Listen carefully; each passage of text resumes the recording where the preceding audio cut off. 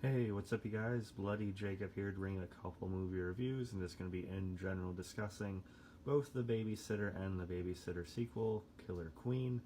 The first Babysitter film came out in 2017, Killer Queen a handful of years after that, and somehow I took about 6 years to watch the first film. I don't know why.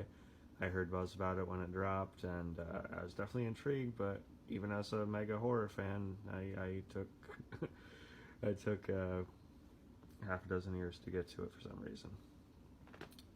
But yeah, finally glad I did for this season. Of course, the star of the original film, Samara Weaving, is someone I am very much into. I think she is one of the best sort of, new actors that are out there, that I think really could become a major star. I think she already kind of is to me.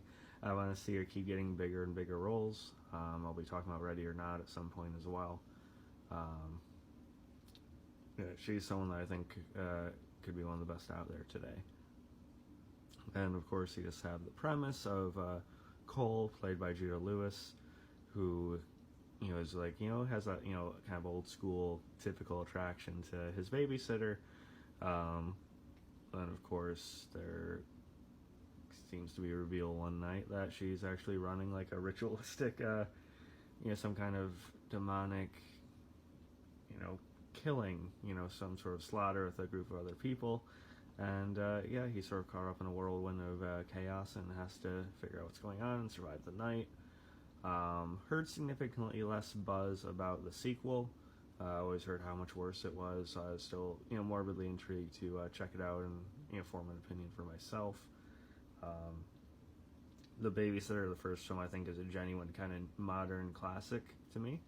I thought it was a great deal of fun. I actually really like both movies, though. While I don't think the sequel, Killer Queen, is as memorable, I think it is a good sequel. And both films have this great energy and sort of like kinetic, chaotic vibe to it. It just makes it like addicting and very easy to watch. Like I said, though, Samara Weaving is definitely the hook of the series. There was going to be a third film, but with the second not being as successful, I don't think it's going to happen. But I'm fine with that because the second actually rounds out the story pretty well. She just has this really magnetic presence and charisma to her that just feels really natural. She exudes it.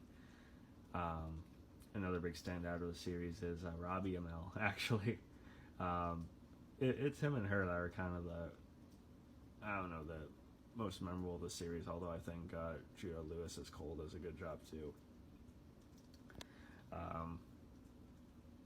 Now the issue with the second one is that it's a bit of a jump from where we leave the first film to the second. We're set up to supposedly expect a lot more of Samara Weaving, but then she's really not in until like the very end of the second film, and I think that sort of hinders it a bit. We sort of have the Melanie character, sort of switched in for a duration of the movie, on the far right there on the sequel poster, and it just does not work quite as well. And it's kind of like a rough transition between the characters in the first film and the second. That being said, though, we get Jenna Ortega, who's another one of those younger stars. I think is gonna just keep doing better and better as it goes on. She's a really great addition. I think her chemistry with Cole is a lot better than the Melanie characters was in the first film. So it kind of works out. Feels a little bit cheap that they brought some of the others back, with Robbie Amell, Bella Thorne, and everyone else, but it works because that original group worked so well. And that being said, although there's less of Samara Weaving in the sequel, I don't know if that is a creative choice or a availability issue. But when she is in the second one, I really do like how they use the character of Bee. I think she's one of the more memorable horror characters in recent years, and how they handle it with how the first one ended, they actually give her a genuine sort of arc and story that I think gives it a bit more kind of weight and investment than expected, and I think it's a really, full circle story there. But yeah, these movies are just really, again, just addicting and funny as hell. Just a breeze to watch. I'm at least probably going to watch the first one, maybe, annually. The sequel I could see, still watching in conjunction with it. Doesn't stick out as much, but I do like the chase in the desert and everything like that. The change of setting was nice. Well, there's just something very classical about the first, and again, Samara Weaving being at the center point is going to give it an advantage. But they can definitely go hand in hand. And, of course, over-the-top violence and some memorable kills and deaths. And just, some quirks that really make it stand out. Probably some of the best movies that have ever been done through Netflix, and it's some of the best in the genre of the past decade. So yeah, I really have a genuine love for both of these movies. I think they show what a star Samara Weaving is.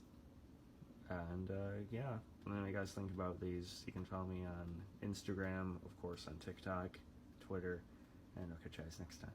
Peace.